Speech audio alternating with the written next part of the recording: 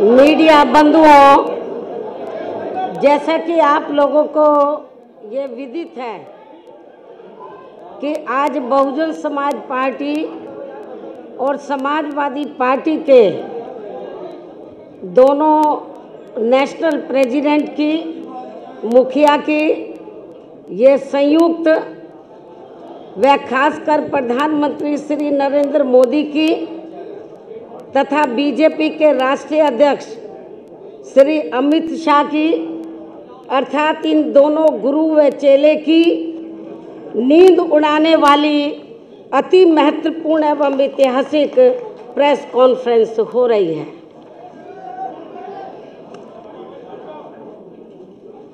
हालांकि इसकी वास्तव में पृष्ठभूमि ये है कि हमारी पार्टी बीएसपी ने परम पूज्य बाबा साहब डॉक्टर भीमराव अंबेडकर के देहांत के बाद उनके अधूरे पड़े कारवां को न केवल गति प्रदान की है, बल्कि काफ़ी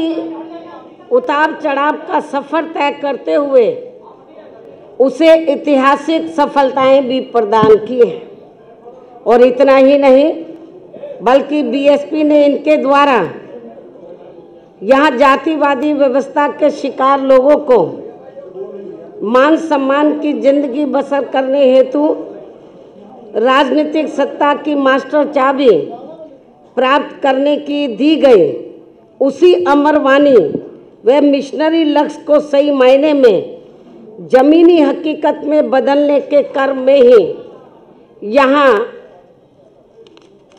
लोहिया जी के बताए हुए रास्तों पर चल रही समाजवादी पार्टी से पहले सन 1993 में मान्यवर श्री कांशीराम जी व श्री मुलायम सिंह यादव जी के नेतृत्व में उत्तर प्रदेश में विधानसभा के हुए आम चुनाव में चुनावी गठबंधन करके ये चुनाव लड़ा गया था। और फिर उसके परिणाम स्वरूप ही उत्तर प्रदेश जैसे देश के सबसे बड़े व महत्वपूर्ण राज्य में हवा का रुख पूरी तरह से बदलते हुए तथा बीजेपी जैसी घोर जातिवादी व सांप्रदायिक पार्टी को पछाड़ते हुए तब यहाँ सरकार भी बनाई गई थी। हालांकि ये गठबंधन कुछ गंभीर कारणों की वजह से ज़्यादा लंबे समय तक नहीं चल सका था, लेकिन अब देश व जनहित को उन कारणों में से खासकर 2 जून 1995 के घटित हुए लखनऊ गेस्ट हाउस कांड से भी ऊपर रखते हुए, यानी कि देश व जनहित को इस कांड से भी ऊपर रखते हुए एक बार फिर हमने यहाँ देश में लगभग उसी प्रकार की दूषित राजनीतिक व सांप्रदायिकता के माहौल के मद्देनजर रखते हुए आपस में चुनावी समझौता करने का फैसला लिया है। और ये भी सर्वविदित है कि जैसे उस समय सन 1990 के आसपास बीजेपी की घोर जातिवादी, संकीर्ण, सांप्रदायिक व अयोध्या मामले को लेकर धार्मिक उन्माद एवं हिंसा आदि के जहरीले माहौल के काले साए के कारण आम जनजीवन जिस प्रकार से प्रभावित था, तो उससे देश की आम जनता बुरी तरह से त्रस्त व त्राही कर रही थी। तो ठीक उसी प्रकार से आज भी उत्तर प्रदेश सहित पूरे देश की लगभग 125 करोड़ आम जनता बीजेपी की केंद्र व राज्य सरकारों की खासकर घोर चुनावी वायदा खिलाफी करने के साथ साथ इनकी गरीब, मजदूर, किसान, बेरोजगार व व्यापारी आदि विरोधी नीतियों तथा इनके अहंकारी एवं तानाशाही वाले रवैये से अत्यंत ही परेशान व दुखी हैं। तो ऐसे हालातों में एक बार फिर से बीएसपी व सपा ने व्यापक जनहित व देश हित को ध्यान में रखकर खासकर उत्तर प्रदेश में एकजुट होने की काफ़ी ज़रूरत महसूस की है। और इस संबंध में सर्व समाज की आम जन भावनाओं का पूरा कदर करते हुए तथा इनको पूरा आदर सम्मान देते हुए देश में लोकसभा के शीघ्र ही होने वाले आम चुनाव में पूरे जन संतोष वाला चुनावी गठबंधन करके ये चुनाव लड़ने का फैसला किया है और जिसकी आज ही घोषणा भी कर दी जाएगी, जो निश्चित तौर पर ये इस नए वर्ष सन 2019 में एक प्रकार से नए राजनीतिक क्रांति का संदेश ही माना जाएगा तथा जो देश के संविधान को उसके सही व असली जनहितैषी एवं कल्याणकारी मार्ग पर चलने का रास्ता ही मुकर्रर करेगा। और ऐसे में अब बीएसपी व सपा के बने इस गठबंधन से समाज व देश को बहुत उम्मीदें भी जग गई हैं, क्योंकि यह चुनाव जीतने के लिए केवल दो पार्टियों का ही एकजुट होना मात्र नहीं है, बल्कि ये समाज के अधिकांश आबादी का प्रतिनिधित्व करने वाले सर्व समाज के खासकर गरीबों, मजदूरों, किसानों, छोटे व मझोले व्यापारियों, युवाओं, बेरोजगारों, महिलाओं व अन्य मेहनत का आम जनता के साथ साथ दलितों, शोषितों, पिछड़ों, मुस्लिम व अन्य धार्मिक अल्पसंख्यकों के हितों की रक्षा एवं इनका प्रतिनिधित्व करने वाली एक शक्ति भी है, जो आगे चलकर देश के बेहतर कल को बनाने वाली सामाजिक परिवर्तन एवं आर्थिक मुक्ति के मिशनरी लक्ष्य की प्राप्ति का एक खास सामाजिक एवं आर्थिक क्रांति का आंदोलन भी बन सकता है। इसके साथ ही वैसे आपको ये भी मालूम है कि देश में पिछले लोकसभा और उसके बाद उत्तर प्रदेश में विधानसभा के हुए आम चुनाव में भी बीजेपी ने जिस प्रकार से केंद्र व उत्तर प्रदेश में यहाँ बेईमानी से अपनी सरकार बनाई है और जिनकी वह गलत कार्य प्रणाली आदि से जनता आज बहुत ज़्यादा दुखी है, जिसे अति गंभीरता से लेते हुए फिर ऐसी जन विरोधी पार्टी को आगे सत्ता में आने से रोकने के लिए हमने पहले ही यहाँ उत्तर प्रदेश में कुछ लोकसभा व विधानसभा की सीटों पर हुए उपचुनाव में इनके अधिकांश उम्मीदवारों को हरा के इसकी शुरुआत भी कर दी है। जबकि इन चुनावों में कांग्रेस पार्टी के उम्मीदवारों की तो जमानत ही जब्त हो गई थी और फिर इसके बाद से पूरे देश में यह आम चर्चा शुरू हो गई कि उत्तर प्रदेश में 80 लोकसभा की सीटें हैं और यदि बीएसपी व सपा यहाँ गठबंधन करके लोकसभा का आम चुनाव लड़ते हैं तो फिर इस बार केंद्र में बीजेपी को सत्ता में आने से जरूर रोका जा सकता है। और वैसे भी इनके चुनावी वायदा खिलाफी, कुशासन व गलत नीतियों एवं जातिवादी, संकीर्ण, द्वेषपूर्ण, सांप्रदायिक व पूंजीवादी तथा अहंकारी व तानाशाही वाले रवैये एवं कार्य प्रणाली से अब पूरे देश में गरीब, मजदूर, किसान, व्यापारी वे अन्य मेहनतकश लोगों के साथ साथ खासकर दलित, आदिवासी, पिछड़ा वर्ग, मुस्लिम वे अन्य धार्मिक अल्पसंख्यक समाज के भी लोग अपनी विभिन्न समस्याओं को लेकर अभी तक भी हमें काफ़ी ज़्यादा दुखी व चिंतित ही नज़र आते हैं। इसके साथ ही इनके बिना पूरी तैयारी के विशेषकर नोटबंदी व जीएसटी के लिए गए फैसले से तो इनकी कमर और भी ज़्यादा तोड़कर रख दी गई है, जिन्हें खास ध्यान में रखकर ही वह इन लोगों के हितों को प्राथमिकता देते हुए अर्थात इनके हितों में लखनऊ गेस्ट हाउस कांड को भी किनारे करके फिर हमने आबादी व लोकसभा की सीटों के हिसाब से भी देश के सबसे बड़े प्रदेश उत्तर प्रदेश में यहाँ लोकसभा का आम चुनाव गठबंधन करके लड़ने का ही फैसला लिया है, ताकि इस बार बीजेपी एंड कंपनी के लोगों को किसी भी कीमत पर केंद्र की सत्ता में आने से या विशेषकर उत्तर प्रदेश से ही रोका जा सके। और वैसे भी हमें ये पूरा भरोसा है कि जिस प्रकार से हमने अर्थात बीएसपी व सपा ने मिलकर अभी तक यहाँ लोकसभा व विधानसभा के हुए सभी उपचुनावों में बीजेपी के अधिकांश उम्मीदवारों को बुरी तरह से हराया है, तो फिर ये बीएसपी व सपा का बना गठबंधन देश में जल्दी ही होने वाले लोकसभा आम चुनाव में भी खासकर यहाँ उत्तर प्रदेश से बीजेपी के उम्मीदवारों को अब किसी भी कीमत पर कामयाब नहीं होने देगा, जिसकी हमें पूरी उम्मीद भी है। लेकिन अब यहाँ आप लोग हमसे ये भी जरूर जानना चाहेंगे कि हमने इस बने गठबंधन में कांग्रेस पार्टी को शामिल क्यों नहीं किया है। मैं जरूरी बातें आप लोगों के सामने रखना चाहूँगी ताकि आपको सवाल पूछने के लिए कोई तकलीफ ना उठानी पड़े। लेकिन अब यहाँ आप लोग हमसे ये भी जरूर जानना चाहेंगे कि हमने इस बने गठबंधन में कांग्रेस पार्टी को शामिल क्यों नहीं किया है, जबकि इस संबंध में आप लोगों को भी ये मालूम है कि आज़ादी के बाद काफ़ी लंबी अवधि तक केंद्र व उत्तर प्रदेश सहित देश के अधिकांश राज्यों में भी ज़्यादातर यहाँ कांग्रेस पार्टी ने ही एक सत्र राज किया है, जिसमें विशेषकर कमज़ोर वर्गों के साथ साथ गरीब, मजदूर, किसान, व्यापारी एवं अन्य विभिन्न क्षेत्रों में लगे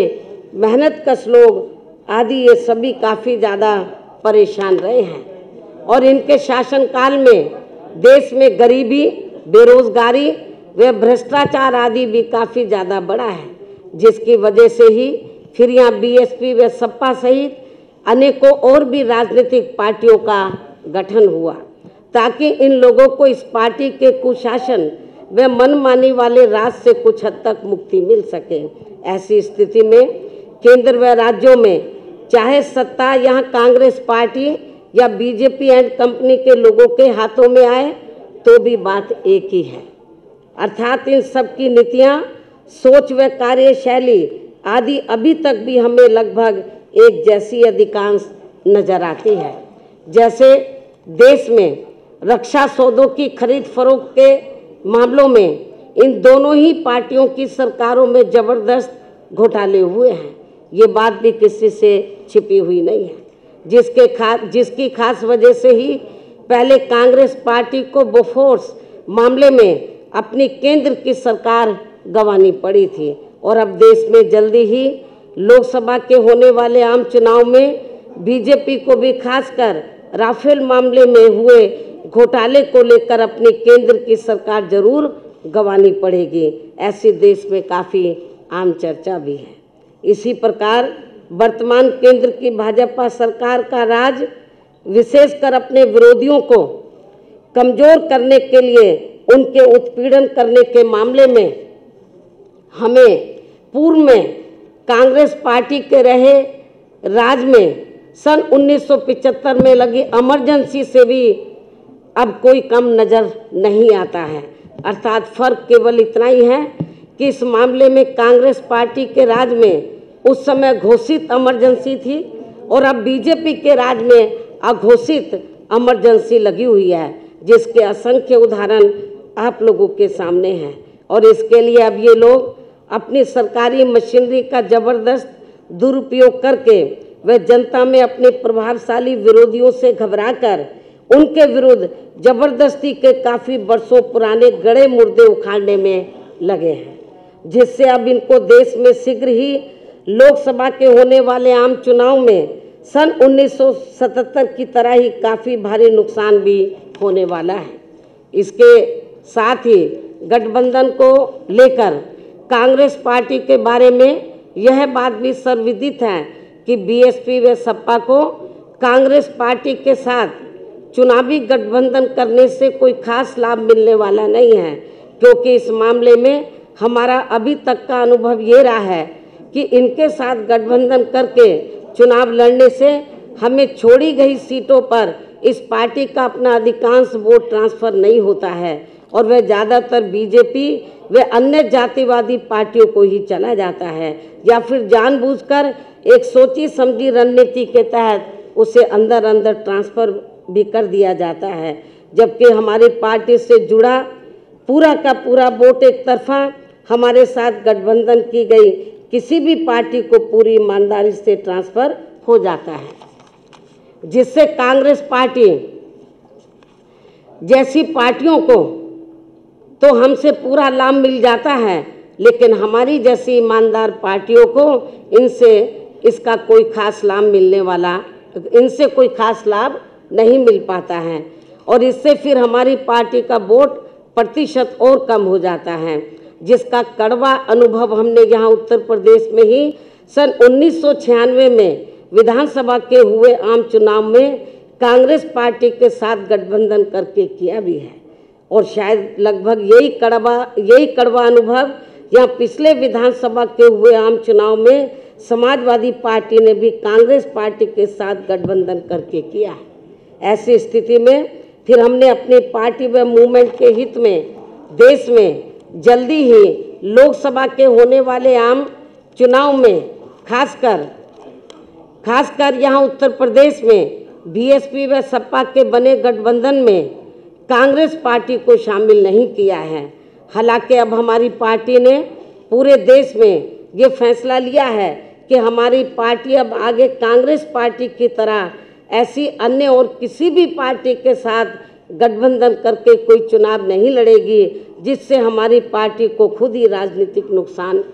पहुंच जाए, यानी कि उसका वोट हमें ट्रांसफ़र ना हो सके। लेकिन इस मामले में अभी तक अच्छी बात ये रही है कि उत्तर प्रदेश में बीएसपी व सपा का पूर्व में विधानसभा चुनाव के लिए हुआ गठबंधन का पिछला रहा अनुभव दोनों ही पार्टियों के लिए काफ़ी कारगर साबित हुआ है। अर्थात दोनों ही पार्टियों का वोट एक दूसरे के उम्मीदवारों को पूरी ईमानदारी से ट्रांसफ़र हुआ है, जिसकी वजह से अब हमें यहाँ लोकसभा के होने वाले आम चुनाव में बीएसपी व सपा का गठबंधन करके ये चुनाव लड़ने में कोई भी परहेज नहीं है। और अब हमें पूरा भरोसा है कि यहाँ बीएसपी व सपा का बना ये गठबंधन इस बार केंद्र में बीजेपी को किसी भी कीमत पर सत्ता में आसीन नहीं होने देगा और इनको इस बार हर हालत में यहाँ उत्तर प्रदेश से ही रोक देगा, बशर्ते यदि इस पार्टी ने पूर्व की तरह यहाँ वोटिंग मशीनों में कोई गड़बड़ी नहीं की तथा ना ही इन्होंने खासकर राम मंदिर निर्माण के नाम पर यहाँ की जनता की धार्मिक भावनाओं के साथ कोई खिलवाड़ आदि किया। इन्हीं जरूरी बातों के साथ ही अब मैं उत्तर प्रदेश में बीएसपी व सपा के बने इस गठबंधन के संदर्भ में ये कहना चाहूँगी कि उत्तर प्रदेश में इन दोनों पार्टियों का यहाँ लोकसभा चुनाव में एक साथ मिलकर चुनाव लड़ने का हमारा ये गठबंधन फाइनल हो चुका है और इसके लिए हमने दिनांक 4 जनवरी को दिल्ली में इकट्ठा बैठकर वे काफ़ी गहन सोच विचार करके प्रदेश की सभी 80 लोकसभा की सीटों का फाइनल बंटवारा भी कर लिया है। और इसके बाद हमें ऐसा भी लगता है कि इसकी भनक पड़ते ही उसी दिन फिर बीजेपी ने घबराकर अपनी पूर्व की गई तैयारी के मुताबिक हमारे बने इस गठबंधन को कमज़ोर करने व तोड़ने के लिए एक सोची समझी रणनीति व साजिश के तहत सपा के अध्यक्ष श्री अखिलेश यादव का नाम जानबूझकर खनन मामले से जोड़कर व इनकी छवि को धूमिल करने के लिए मीडिया आदि में बड़े पैमाने पर उछाल दिया, जिसकी हमारी पार्टी कड़े शब्दों में निंदा करती है। और ऐसे में हमारी पार्टी पूरे तौर से हर स्तर पर इनके साथ खड़ी है, जबकि इस पार्टी को अर्थात बीजेपी को ये मालूम होना चाहिए कि इनकी इस घिनौनी हरकत से अब बीएसपी व सपा के बने इस गठबंधन को और भी ज़्यादा मजबूती मिल जाएगी और अब इससे इनका श्री शिवपाल यादव पर पानी की तरह बहाया गया पैसा भी जरूर ही बेकार चला जाएगा। और अब मैं आप लोगों को ये बताना चाहती हूँ कि इस बने गठबंधन में किस पार्टी के पास कितनी सीटें रहेंगी, तो ये सभी दिनांक 4 जनवरी को दिल्ली में ही फाइनल कर लिया गया है, जिसकी संक्षेप में जानकारी